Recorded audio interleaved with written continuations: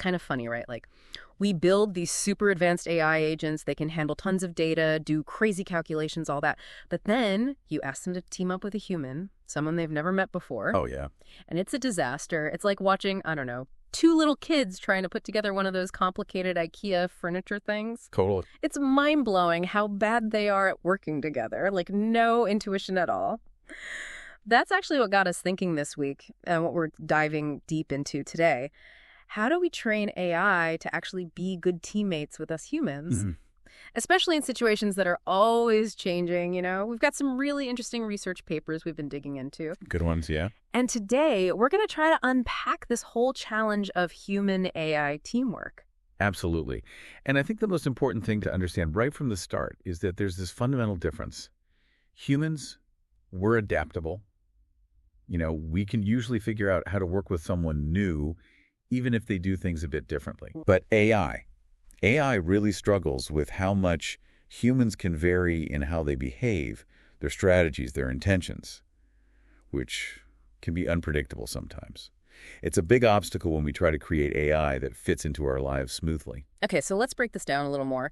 What exactly makes this human-AI cooperation thing so difficult? I mean, we're talking about more than just literally bumping into each other, right? Exactly. Imagine you're the AI. You've been trained on this huge data set of successful collaborations, maybe even just humans working together. Yeah. But human behavior, it's so nuanced. Everyone has their own preferences, skill levels, how they see a situation. An AI that trained on one group of people might face totally different approaches when paired with something new. Makes sense. It's called a distribution shift. The data the AI learned from doesn't fully represent the reality of the human it's now working with.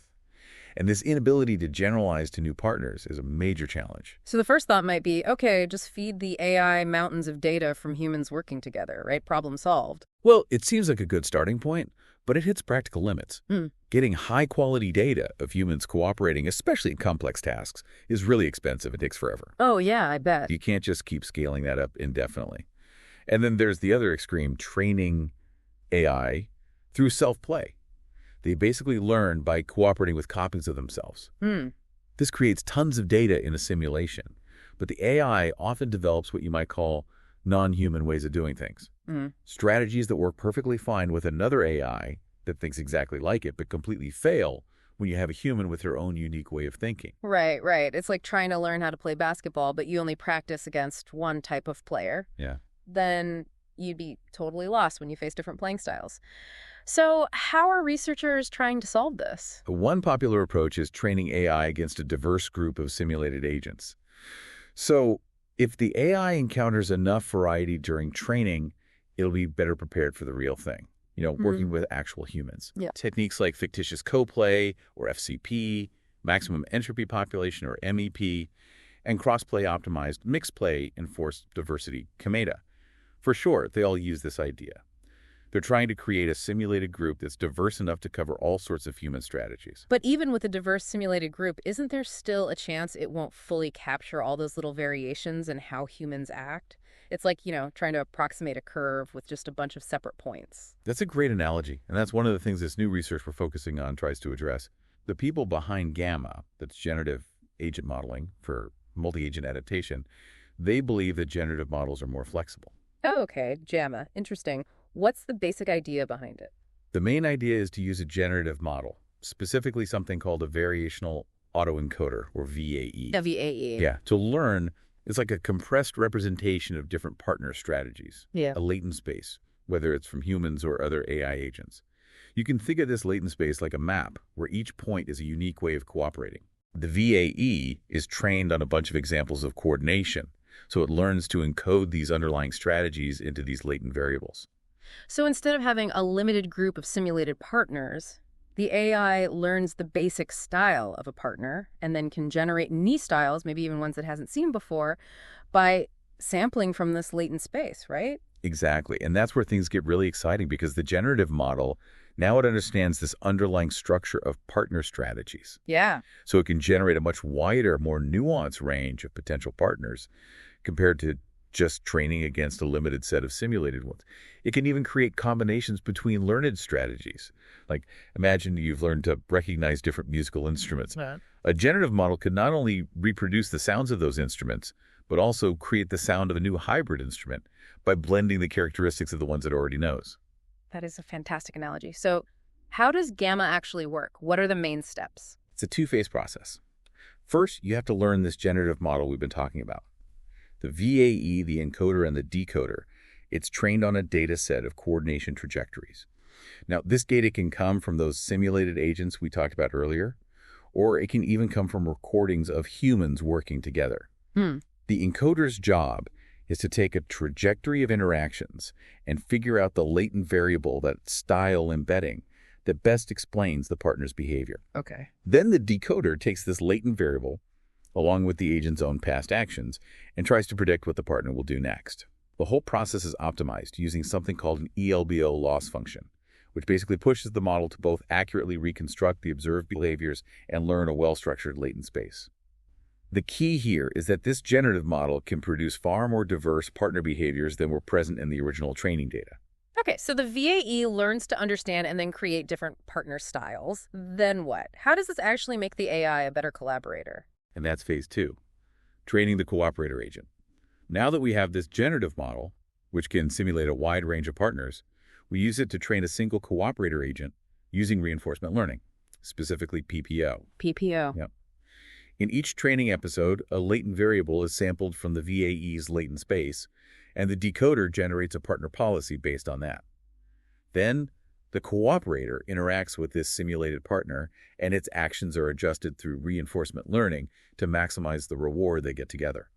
The important thing is that the cooperator isn't just imitating one specific partner, it's learning generalizable skills for coordination by interacting with and adapting to all these different strategic styles. That makes sense. It's like a musician practicing with a bunch of other musicians who all have different playing styles. They become more versatile and adaptable by doing that. Now, the paper also mentions human adaptive sampling. How does that fit in? This is where Gamma gets fine-tuned to work even better with humans, especially if you have at least some data of human interactions. The idea is to bias the sampling from the latent space to focus on the areas that are more representative of how humans behave.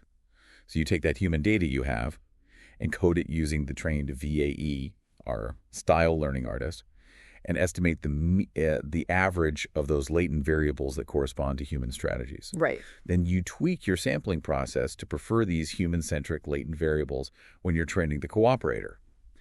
This way, the cooperator spends less time learning to cooperate with potentially weird, purely synthetic strategies, and more time focusing on adapting to the nuances of human behavior.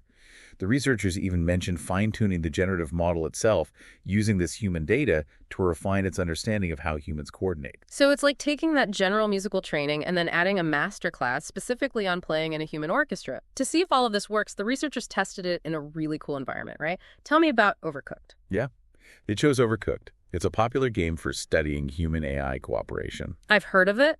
It's a collaborative cooking game where two players work together to prepare and serve dishes.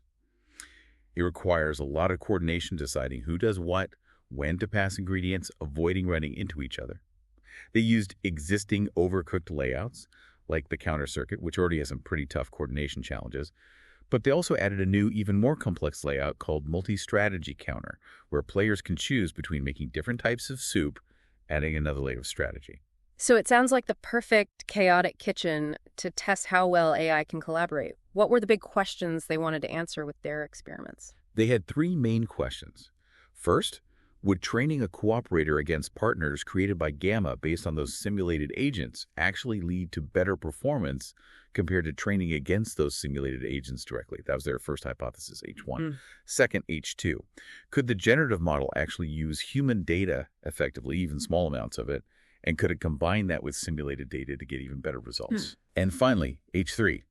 The big one, could Gamma achieve state-of-the-art performance when playing with real humans it had never met before, beating out existing methods? Makes sense. So what did they find? Let's start with the simulated evaluations. In the simulations, they used a policy trained by copying human behavior from a separate data set as a stand-in for a real human partner. Right. They found that Gamma consistently improved the lay. The cooperators trained against those simulated populations, like FCP, Committee A, and MEP.